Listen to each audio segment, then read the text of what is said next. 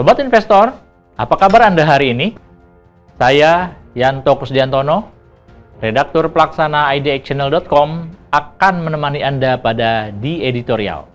Sobat investor, Israel secara mengejutkan melakukan serangan pendahuluan kepada Iran pada Jumat dini hari waktu setempat. Media lokal melaporkan adanya sejumlah ledakan keras di ibu kota Teheran.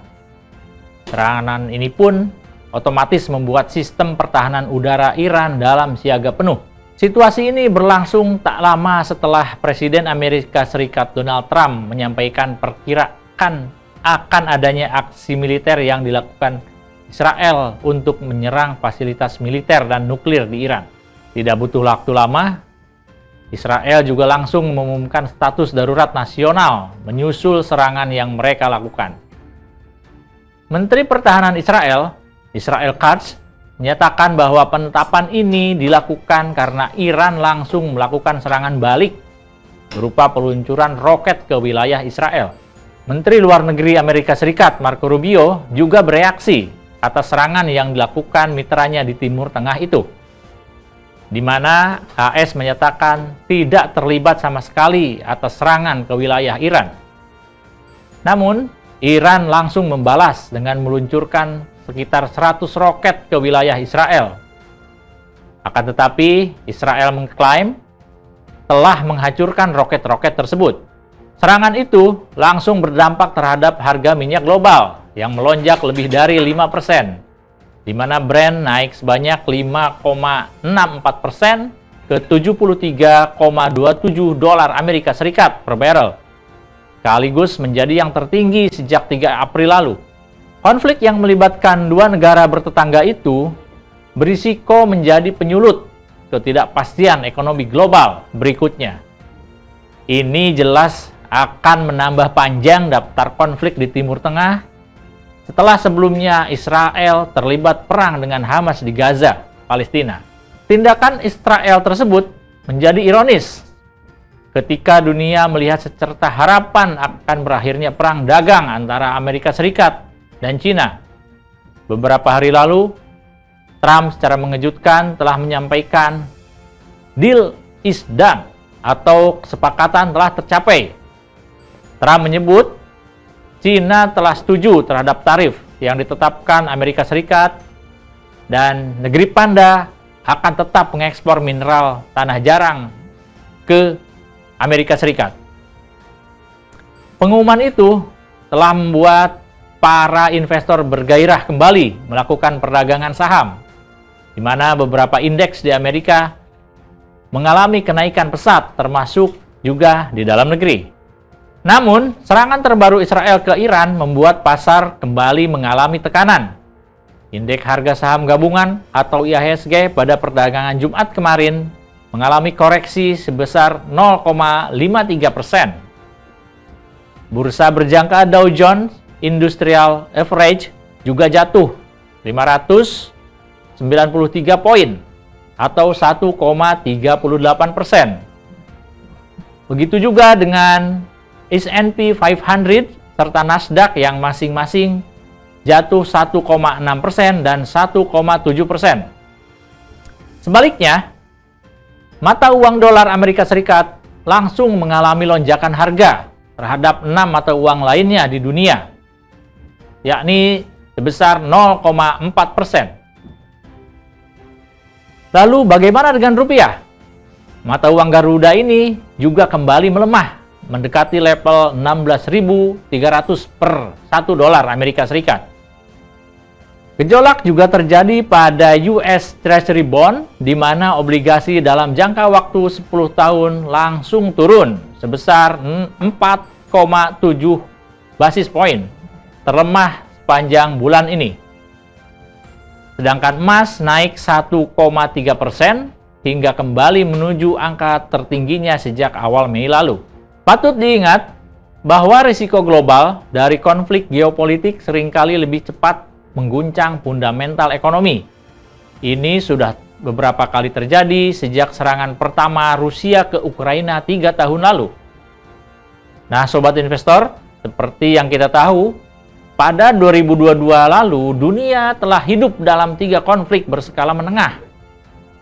Perang yang memberikan efek ketidakpastian luar biasa, mulai dari perang Ukraina-Rusia, kemudian konflik Israel dan Hamas di Gaza, serta perang tak langsung oleh Houthi di Yaman.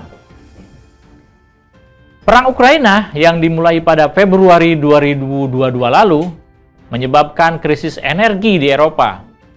Ini mendorong inflasi di negara-negara maju hingga 2 kali lipat.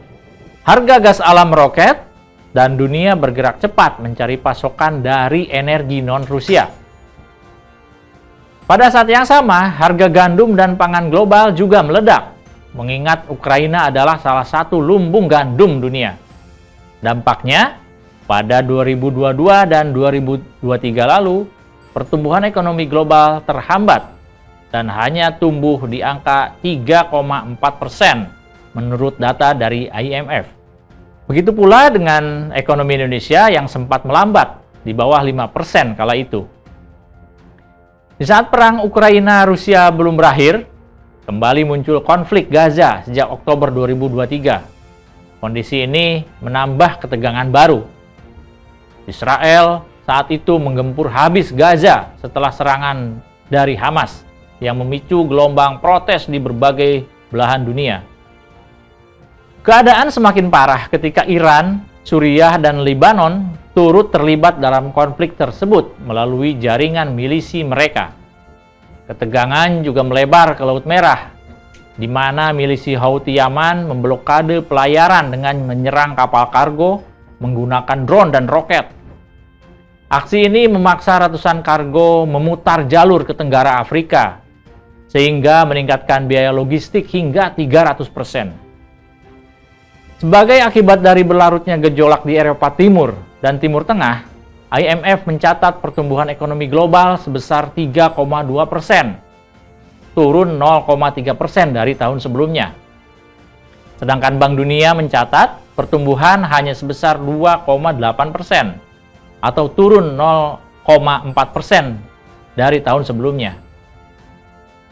Dengan adanya indikasi konflik terbaru, ditambah dengan reaksi pasar yang bergerak secara negatif, tidak menutup kemungkinan pertumbuhan ekonomi dunia akan kembali terkoreksi. Jadi, jelas bahwa konflik-konflik regional jika terjadi secara bersamaan bukan hanya menyulut ketegangan politik, tapi juga melumpuhkan rantai pasok. Ini jelas akan mengguncang pasar komoditas dan tentu saja juga mengubah proyeksi ekonomi global. Apalagi di saat perang Ukraina dan Rusia terjadi, dunia sedang berupaya memulihkan diri dari masa pandemi.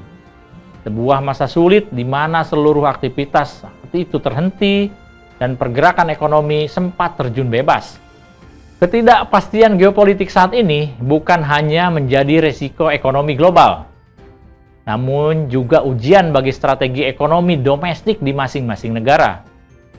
Indonesia sebagai negara yang sedang mendorong investasi dan industrialisasi perlu menerapkan strategi diversifikasi pasar, termasuk memperkuat hubungan ekonomi dengan negara-negara yang memiliki pasar besar.